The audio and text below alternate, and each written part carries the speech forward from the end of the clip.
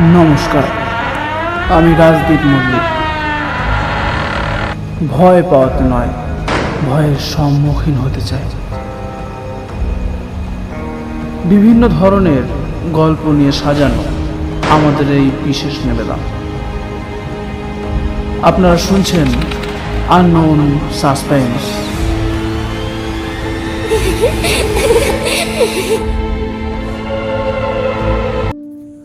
বিশ্বের শ্রেষ্ঠ রহস্যের গল্প বইটি থেকে আজকের গল্প নিবেদিত। আজকের গল্পের নাম সুন্দর তদন্ত, লিখেছেন ষষ্ঠীপদ চট্টোপাধ্যায়। চলুন বেশি দেরি না করে গল্পটা শুরু করি। শুরু হচ্ছে আজকের গল্প সুন্দর তদন্ত। ঘাটশিলায় আমি অনেকবার গেছি, তবুও ঘাটশিলার আকর্ষণ আমার কমেনি। যত দিন যায় ততই নতুন নতুন রূপে ঘাটশিলাকে দেখি। ঘাটশিলা থেকে মাত্র কয়েক মাইল দূরে বহরাগোড়াটা কিছুতেই দেখা হয় না। কি যে আছে সেখানে জানি না, তবে বহরাগোড়া নামটার সঙ্গে একটা অরণ্য পরিবেশ কল্পনা করি। চারিদিকে পাহাড়, শালবন, মাঝে আদিবাসী অধ্যুষিত ছোট্ট একটি গ্রাম। এই নিয়েই হয়তো বহরাগোড়া। তাই বহরাগোড়ার আকর্ষণ আমার খুব। রাত্রি তখন 9টা। আমার মৌরিগ্রামের বাড়িতে ইজি চেয়ারে বসে মজ করে একটা রোমহর্ষক উপন্যাস পড়ছি। এমন সময় কলিং বেলটা বেজে উঠল। এত রাতে কে রে বাবা? মৌরিগ্রামে আমার নিরালাবাসে রাত 9টা অনেক রাত। সন্ধ্যের পর থেকেই এখানে শেয়ালের ডাক শোনা যায়, কখনো দিনে দুপুরেও ডাক। এই অসময়ে কি আসে? যাই হোক, বই মুড়ে রেখে ধীরে ধীরে উঠে গিয়ে দরজা খুলেই অবাক হয়ে গেলাম। এ কি, পলাশবাবু? পলাশবাবু আমার দীর্ঘদিনের বন্ধু, বয়সেও 2-4 বছরের বড়। কাঁধে একটি ঝোলা ব্যাগ নিয়ে আমার দিকে তাকিয়ে মিটি মিটি হাসছেন। আসুন, ভেতরে আসুন। পলাশবাবু ঘরে ঢুকে কাঁধের ঝোলা ব্যাগটা বিছানায় ছুঁড়ে দিয়ে আমার সোফা কাম বেডে দেহটা এলিয়ে দিয়ে বললেন, ভগবানকে ডাকতে ডাকতে আসছি, আপনার যেন দেখা পাই। বললাম, আপনার অনেক পরিবর্তন হয়েছে দেখছি। আপনি ভগবানকে ডেকেছেন, এটা কিন্তু আমার বিশ্বাস হয় না। বিশ্বাস করুন আর নাই করুন, সত্যিই ডেকেছি। সামনে 4 দিন ছুটি। এই গুমোট গরমে ঘরে থাকা অসম্ভব। আপনারও ছুটি নিশ্চয়ই। তাই চলুন, আজ রাতে অথবা কাল সকালে দিন 4 জন্য কোথাও একটু কেটে পড়ি। অসম্ভব, প্লিজ। আমি উইথ ব্যাগ অ্যান্ড ব্যাগেজ ঘর থেকে বেরিয়েছি। আপনি না গেলে আমি একাই যাব। অনুগ্রহ করে এই 4 দিন আপনি আমাকে সঙ্গ দিন। কিন্তু কোনো কিন্তু রাখবেন না ব্রাদার। আপনি আমাকে অনেকবার বলেছিলেন ঘাটশিলায় নিয়ে যাবেন, এই সুযোগ।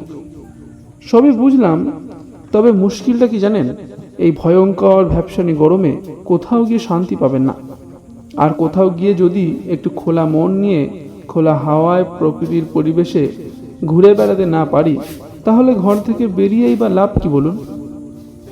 ভুলে যাচ্ছেন, এটা কিন্তু ভাদ্রের শেষ, শরৎকাল। ঠিক আছে, কিন্তু শরৎ কি এবছর শরতের রূপে দেখা দিয়েছে? আকাশে মেঘের ছিটে ফোটাও নেই।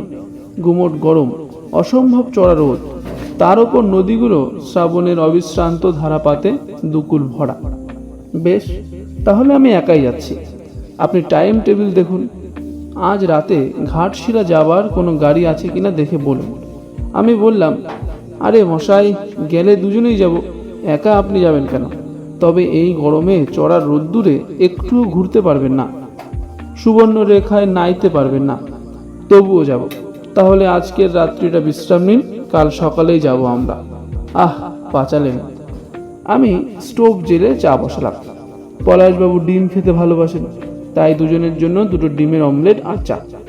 পলাশবাবু বললেন, আপনিও অবিবাহিত? আমিও বিয়ে করিনি। তবু মশাই, আপনি অত্যন্ত ভাগ্যবান। সরকারি চাকরি করেন, বেসরকারিভাবে গোয়েন্দাগিরি করেও যথেষ্ট সুনাম অর্জন করেছেন। কিন্তু আমার জীবনটা বড়ই মিজারেবল। নিজে বিয়ে না করেও ভাইয়ের সংসার টানছি। আর সবচেয়ে দুঃখের কথা কি জানেন? যাদের জন্য সারা জীবন ধরে তিল তিল করে নিজেকে সার করলাম, তারাই এখন উপার্জন কম করি বলে আমাকে সন্দেহ করে। ওদের ধারণা আমি নাকি ইচ্ছে করে কম খরচ করি। আমার ব্যাংকে যে কটা টাকা আছে সেগুলো আত্মসাৎ না করা পর্যন্ত ওদের শান্তি নেই। আমার ভাইপো বোম্বে যাবে বলে আমার কাছে 5,000 টাকা চেয়েছিল। আমি দিইনি বলে আজ আমাকে কি অপমানটাই না করেছে। আপনি বিশ্বাস করুন চ্যাটার্জিবাবু, এক সময় মনে হয় আমি সুইসাইড করি। যখন মরিসন কোম্পানিতে চাকরি করতাম তখন 2,000 টাকা মাইনে পেতাম। আজ থেকে 20 বছর আগে 2,000 টাকার দাম নেহাত কম ছিল না। তখন সব টাকা ওদের ধরে দিয়েছি, নিজের বলতে কিছু রাখিনি। এখন 600 টাকা মাইনে পাই, 500 টাকা ওদের দিই, তাতে ওদের মন ভরে না।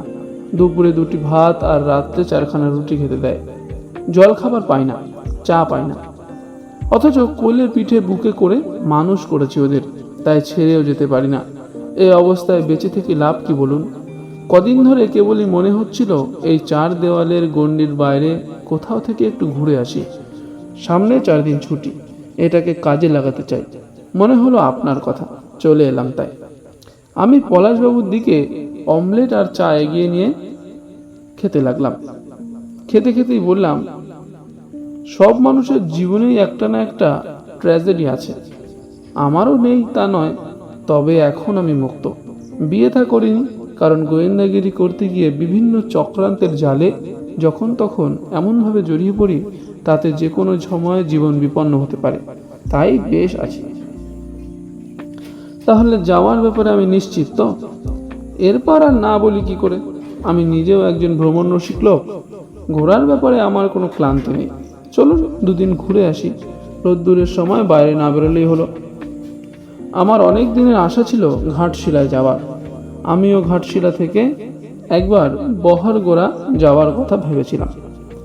চলুন ওই সুযোগে বহারগোড়াটাও ঘুরে আসি। আপনি আমাকে যেখানে যেতে বলবেন সেখানেই যাব, সে আমি জানি, এবং সেই জন্যই সঙ্গী হিসেবে আপনাকে পেলে আমার খুব আনন্দ হয়। তাছাড়া আপনার মানসিকতার সঙ্গে আমার মানসিকতাও মিলে যায়। আপনি আমার উপযুক্ত ভ্রমণ সঙ্গী। গল্প করতে করতে এবং সব কিছু গুছিয়ে গাছিয়ে নিতে অনেক রাত হয়ে গেল। তাই ঘড়িতে অ্যালার্ম দিয়ে শুয়ে পড়লাম দুজনে। ঠিক 3:30 নাগাদ অ্যালার্ম বেজে উঠল। আমরা উঠে মুখ হাত ধুয়ে একটু চা খেয়ে চললাম ট্রেন ধরতে। মৌরিগ্রাম থেকে 4:40-42 নাগাদ হাওড়া যাবার একটি লোকাল ট্রেন পাওয়া যায়। সেই ট্রেন হাওড়া গিয়ে সকাল 6:10 ইস্পাত এক্সপ্রেস ধরতে হবে। গাড়ি লেট না করলে 10টার মধ্যেই পৌঁছে যাব ঘাটশিলায়। ঘাটশিলা নির্দিষ্ট সময়ে ট্রেন এসে ঘাটশিলায় থামল। আমরা ট্রেন থেকে নেমে দুপারের রাস্তা হেঁটে মারোয়ারি ধর্মশালায় গিয়ে উঠলাম। ধর্মশালাটি মন্দ না, আলো পাখা তক্তাপোষ সবকিছুই আছে এখানে। দৈনিক ভাড়া 5 টাকা। যাই হোক, আমরা ধর্মশালার ঘর নিয়ে ইদারার জলে স্নান করে স্টেশনের কাছে একটি হোটেলে পেট ভরে খেয়ে বহরাগোড়ার মিনিতে উঠলাম। উফ, সে প্রচণ্ড গরম। গল গল করে ঘাম ছুটতে লাগলো গা দিয়ে, মাথা ঘুরতে লাগলো। একসময় মিনিবাস ছাড়লো, এইবার একটু হাওয়া লাগলো গায়ে। মিনিবাস ছেড়ে ফুলডুঙরি পাহাড়ের পাশ দিয়ে কাশিদার ওপর দিয়ে তামুকপাল ছুঁয়ে ক্রমশ ধলভূমগড়ের দিকে এগোতে লাগলো। স্বপ্নের জাল ছিঁড়ে যেতে লাগলো ক্রমশ। যত যাচ্ছি ততই পাহাড় জঙ্গল ফাঁকা হয়ে আসছে। একজন সহযাত্রী আমাদের কথাবার্তা শুনে বললেন, আপনারা আর বেড়াতে যাবার জায়গা পেলেন না মশাই? কি আছে কি বহরগোড়ায়? মুঠোর মধ্যে ধরা যায় এমন একটি ছোট্ট গ্রাম, তাছাড়া আর কিছুই নেই সেখানে। তার চেয়ে আপনারা বরং ধলভূমগড়ে নেমে যান, অথবা নরসিংগড়ে। সেখানে পুরনো রাজবাড়ির ধ্বংসাবশেষ দেখলে অতীত স্মৃতিতে মন ভরে যাবে। পলাশবাবু বললেন, কি করবেন তাহলে? বললাম, কিছুই না, টিকিট কেটে উঠে যখন পড়েছি তখন বহরাগোড়ার চেহারাটা একটু দেখেই যাই। ভালো যদি না লাগে তাহলে এই বাসেই ফিরে আসব, আর হাতে সময় থাকলে নরসিংগড়টাও ঘুরে আসবে একটু। ভদ্রলোক বললেন, খুব সময় থাকবে, এখন ভাদ্র মাসের বেলা, তাছাড়া রাত 9টা পর্যন্ত বাস চলে এই পথে।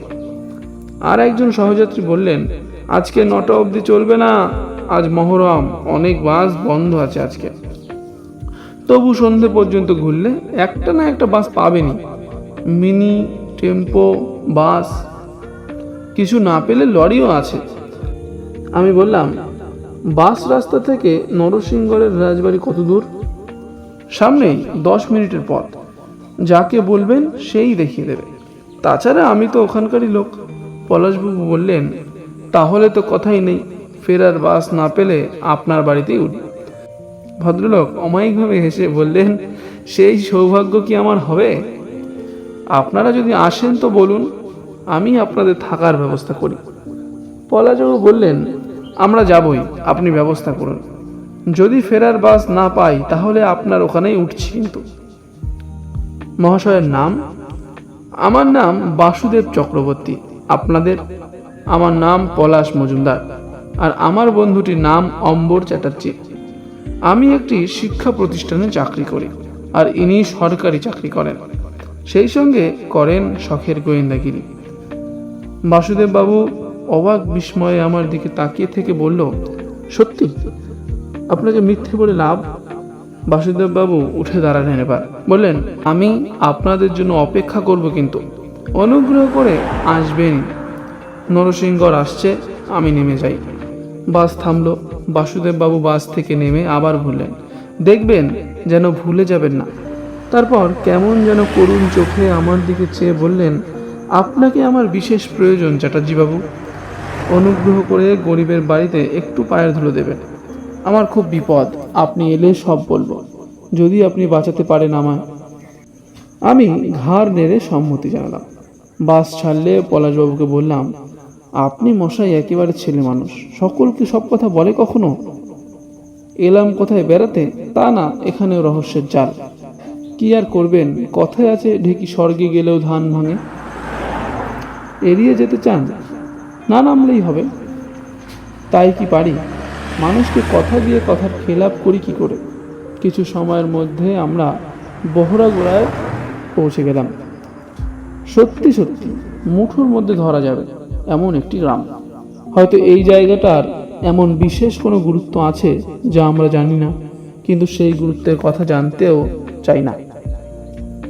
এই নামটার সঙ্গে যে অরণ্য গন্ধটা ছিল তাও বিলীন হয়ে গেল।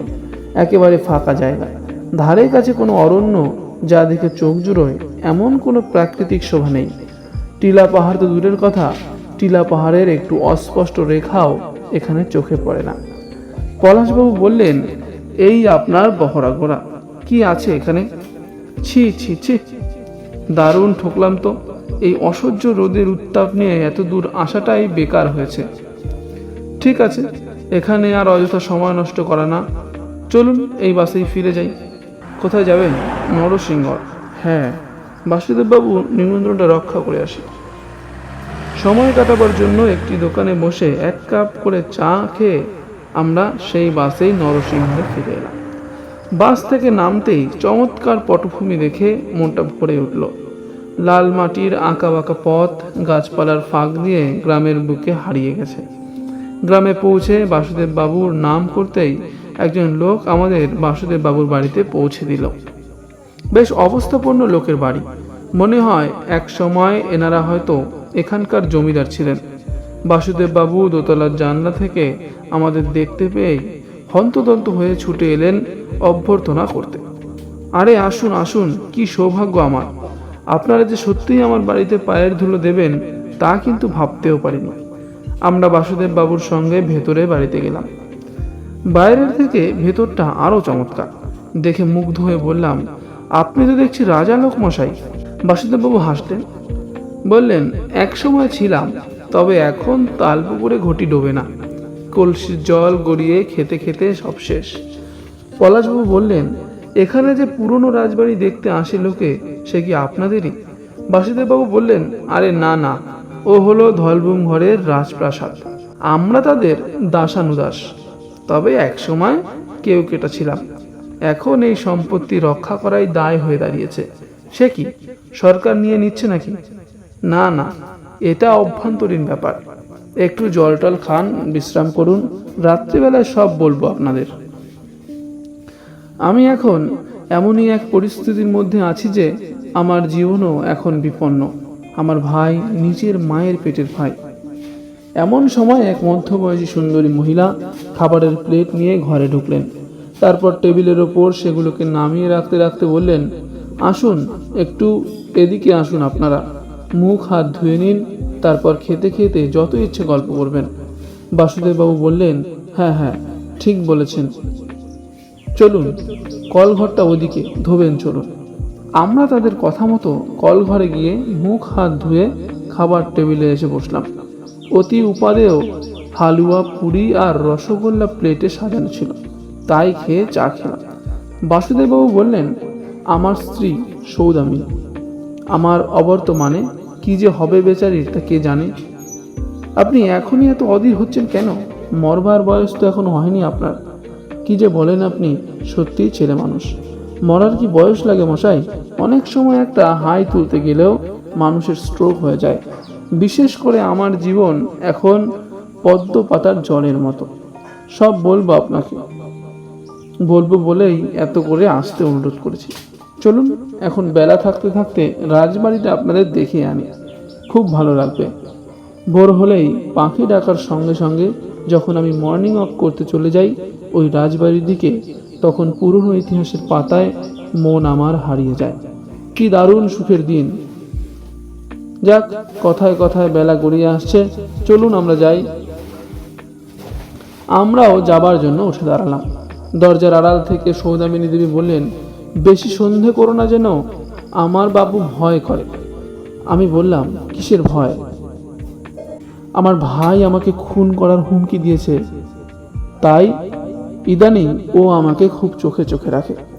পলাশবাবু বললেন, ঠিকই করেন, কেউ যদি কিছু করব বলে শাসিয়ে থাকে তাহলে একটু সাবধানে চলাফেরা করাই ভালো।